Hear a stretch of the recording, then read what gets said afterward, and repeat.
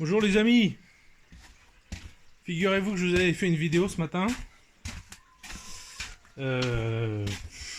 Vous parler du sujet dont je vais vous parler là, et puis je suis parti en même temps chercher de l'eau. Il y avait tellement de vent que honnêtement là, quand j'ai revu la vidéo, je m'entendais même pas. Donc je l'ai effacé. Donc il fait un temps, ça fait un peu, vous savez, pluie d'été, c'est-à-dire il fait chaud. Et il flotte comme je sais pas quoi. Enfin là ça va mieux, là ça s'est calmé. Mais bon, vous voyez ce qui tombe du toit. Bon, voilà quoi. Donc ce matin, je devais aller donner des sous que vous m'avez envoyés pour les femmes et les mères des soldats, comme on avait parlé, je vous avais demandé. Et ben j'ai pas pu y aller parce que ma moto n'a pas démarré. Il n'y avait plus de batterie. Donc j'ai mis à charger toute la journée. Là elle démarre. Mon dilemme, c'est que du coup, là, je dois y aller demain à une réunion qui sera même peut-être mieux que celle d'aujourd'hui, parce que là, il y aura tout le monde. Aujourd'hui, il n'y aurait eu que 2 personnes. Mais vous allez comprendre pourquoi ça me... Enfin, je vais voir comment je vais faire. Parce que en moto, la route là, je sais pas comment je vais passer, ou alors sur le bord. Vous voyez comment c'est? Faut que j'aille jusqu'au bout là-bas. Voilà. Après c'est du bitume. Donc ça va être galère. Mais bon, j'ai pas le choix. Enfin voilà. Donc mon sujet aujourd'hui était hyper intéressant. Mais vraiment fantastique. Je voulais vous parler. Et je vais vous parler. Attention. Des mouches en Russie. Alors, je vais vous apprendre, déjà pour commencer, pour pas faire d'erreur, je vais vous apprendre un mot russe. Mouche en russe, c'est le mari. Donc, au début que j'étais en Russie et que j'entendais parler de mouches, je comprenais pas trop pourquoi elle parle de mouche, moi. Et en fait, mouche c'est moucha. Et un mari c'est mouche. Voilà. Donc, c'est devenu une blague maintenant quand quand on parle de mari, je dis la mouche, bzz, la mouche. Bon, c'est nul comme blague, mais bon, c'est pas grave, on s'en fout. Alors, pourquoi je voulais vous parler des mouches russes? Et ça, vous allez pouvoir me dire en commentaire si dans des régions de France, vous avez ça. Quand j'ai acheté cette maison, donc il y a 2 ans, c'était le début de l'hiver, et avec le neveu, Dimitri, qui est sur le front en ce moment, là, on venait en voiture tous les deux, tous les jours, depuis la ville où j'habitais dans un petit appartement. Et on bricolait dans la maison, histoire de préparer pour venir habiter ici. Et puis, la pièce où je vis maintenant... Alors la cuisine s'était coupée en deux, il y avait un espèce de meuble qui séparait, quoi, qui faisait petite cuisine et je sais pas plus trop quoi. Et puis la grande pièce, il y avait une micro-chambre. C'était une grande plaque de bois en fait qui séparait. On a tout cassé. Et sur les murs, c'était des planches de bois très fin. Et Dimitri retire ces planches-là, donc il est russe, hein, c'est son boulot quoi, de faire du bricolage chez les gens, tout ça. Donc il s'y connaît quand même. Et il me dit Nicolas, viens voir, viens voir. Alors je vais voir ce qu'il veut, et puis il me montre sur le mur, de loin, il me dit regarde, et je vois l'équivalent d'un enjoliveur de roue, vous voyez, en grosseur, noir, un trou noir. J'ai dit qu'est-ce que c'est que ce trou? Il me dit mais c'est pas un trou, viens voir. Et je m'approche, et donc il faisait -3 à peu près, hein, dans la maison. Donc l'hiver s'était installé, et en fait c'était des mouches. Et on en a trouvé plusieurs comme ça dans la maison. C'était des tas de mouches, des centaines de mouches, qui étaient agglutinées derrière les parois, qui étaient vivantes. On les voyait bouger, hein, très, très lentement, très doucement. Elles tournaient dans un sens, dans le sens inverse des aiguilles d'une montre. Et puis peut-être que ça crée une chaleur, j'en sais rien. Et, euh, et en fait, bah, elle résiste à l'hiver comme ça. Moi, j'ai jamais vu ça en France, quoi. Des hivers, là, la maison, elle n'était pas habitée depuis je sais pas combien d'années. Des hivers à moins 30, à moins 35, bah, elle résistait comme ça, quoi. C'est incroyable, quoi. Et, euh, et le problème de ça, bon, déjà, on les a virés parce que c'est dégueulasse. Enfin, bon. Et le problème de ça, c'est que vous ne voyez pas où elles s'installent quand vous habitez. Parce que ça continue, hein, maintenant, pendant l'hiver.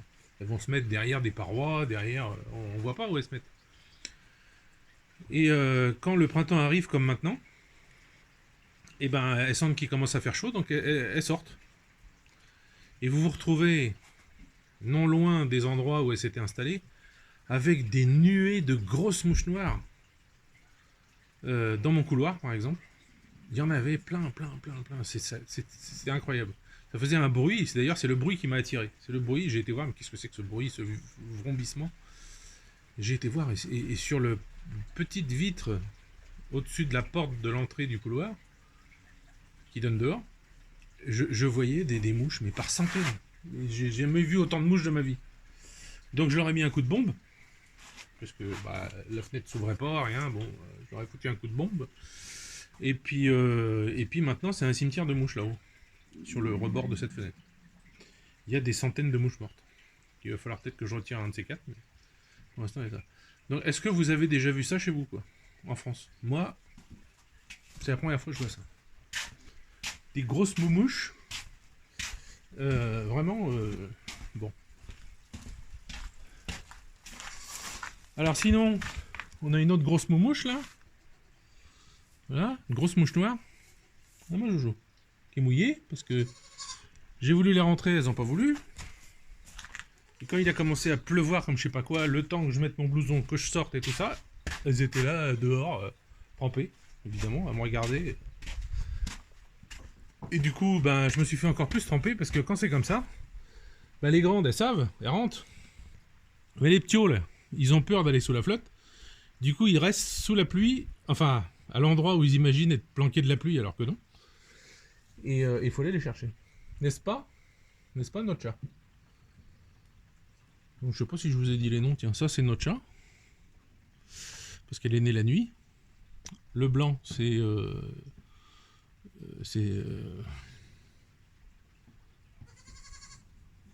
Snieżok, voilà. Comme la neige. Snieg, c'est la neige. Et le petit nom mignon, c'est Snieżok. Et l'autre, je sais plus. Elena a donné un nom, mais je me rappelle pas. J'essaye de pas trop donner de nom, en fait. J'essaye de... Bon. Bref, je vous ai déjà expliqué pourquoi. Regardez l'autre avec la patte sur sa mère. Il se gratte. Ah. Un petit pipi en direct. En direct. Hein? Tu fais pipi? Alors les deux filles, elles sont à moitié angora quand même, hein, on dirait. Surtout notre chat, là, elle a des longs poils. Là. Bon, voilà. Est-ce que je vais... Alors, moi, aujourd'hui, j'ai rien foutu. J'ai tellement mal au dos encore que... J'ai tout le côté droit qui est bloqué. Alors, Elena m'a fait une piqûre hier soir. Alors, c'est russe. Les piqûres, c'est les médicaments, les piqûres russes, c'est toujours comme ça. Je lui ai dit, non, je veux pas de ta piqûre, ça fait mal. Ça va me faire mal. Alors, elle sautait de ma gueule, et puis... Elle me dit, mais non, qu'est-ce que tu racontes? Ça fait pas mal, tout ça. Je m'allonge sur le lit, elle baisse mon pantalon, elle me pique. Oh purée, au fur et à mesure qu'elle piquait, je savais que ça allait faire ça. Ça fait une espèce de boule dans la fesse, et c'est pas le fait de la boule, mais c'est que ça chauffe après, quoi. Ça brûle, ça... Enfin bon, vous voyez ce que je veux dire, quoi. C'est désagréable, quoi. Merde, encore du fou. Bon, les gars, les copains sont venus aujourd'hui. Ils ont rajouté du sable sur le terrain de boule.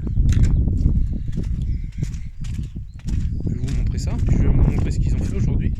Parce que... Voilà, ils ont bien mis au milieu, ça c'est bien. Bon, il va falloir que j'étale tout ça, mais il commence à y en avoir pas mal. Ça c'est bien. Il va falloir Alors je vais me mettre à étaler ça aussi, mais j'aimerais bien. Je sais pas comment je vais faire. Demain j'ai pas le temps. Aujourd'hui j'ai rien foutu. Puis sous la flotte c'est pas possible. Bon bref. Ils sont venus quand même, ils ont bossé. Bon ça va me coûter un sacré gueuleton tout ça. Mais c'est comme ça ici, hein. La famille. En fait ils sont contents parce qu'ils se retrouvent entre cousins.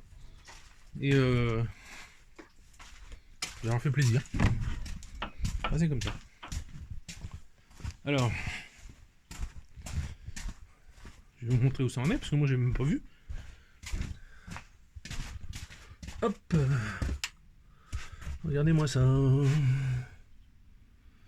Voilà, donc là, là et là, vous avez deux fondations qui sont faites.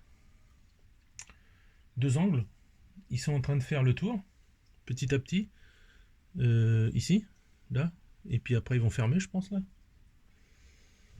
Là, c'est la même chose. Ici, pareil. Et là, par terre, là, ils ont mis un truc pour rehausser parce que le four a commencé à se fêler. Bon, c'est pas fêlé beaucoup, ça va.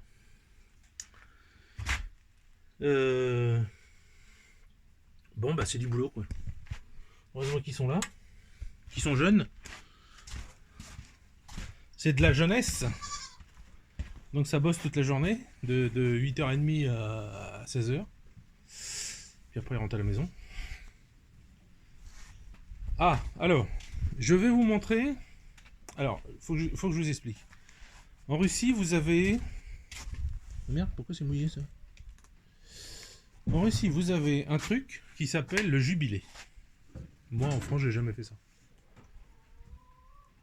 Le jubilé, c'est quand... tous les 5 ans. 20 ans, 25 ans, 30 ans, 35 ans, etc. Et moi, j'ai eu 55 ans il y a 2 ans. Mais la maman d'Elena est décédée, donc on n'a pas fêté mes 55 ans. Et mon copain, celui que vous avez peut-être déjà vu sur des vidéos, il y a déjà un moment de ça, pour son anniversaire, il joue de la guitare. Avec sa femme, ils sont venus. Ils ont été se promener dans la forêt, tout ça, parce qu'il s'est fait opérer il s'est fait, vous savez, mettre des prothèses aux hanches. Enfin, une prothèse à une hanche, et il va faire l'autre après. Et ils sont venus, et ils m'ont dit, tiens, on t'a rien à faire pour ton jubilé. J'ai dit, ah bon, vous vous souvenez de ça et tout. Donc ça fait 2 ans quand même. Il me dit, voilà ton cadeau. Et voilà ce qu'ils m'ont offert. Voilà. Ça s'appelle un mangal. C'est un barbecue russe. Alors ici, vous avez des ouvertures pour que le vent passe. Vous voyez, on voit mon doigt. Le vent passe. Alors il se plie, hein. Il se plie, puis il est épais, hein. C'est pas de la merdouille, hein, parce que j'en avais déjà acheté avant, c'était du métal de merde. Ça dure une saison, puis vous le jetez, quoi. Donc là, pas du tout. Il y a une poignée ici, là.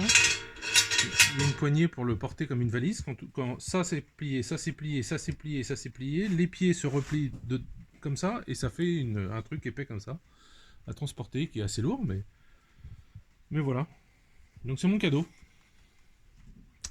Alors, inauguration après le 5 mai, puisqu'on fait la diète orthodoxe jusqu'au 5 mai. Donc après le 5 mai, il y aura inauguration du mangal. Alors, autant vous dire... Oh putain, qu'est-ce que j'ai mal au dos. Autant vous dire que tous les amis qui savent qu'on fait la diète orthodoxe, tout le monde qui veut nous inviter, qui veut tout ça, après le 5 mai, donc en fait, après le 5 mai, on va être... ça va être l'orgie, quoi. Il va falloir aller bouffer partout. Mon copain français, il faut que j'aille le voir parce que le 15, il s'en va.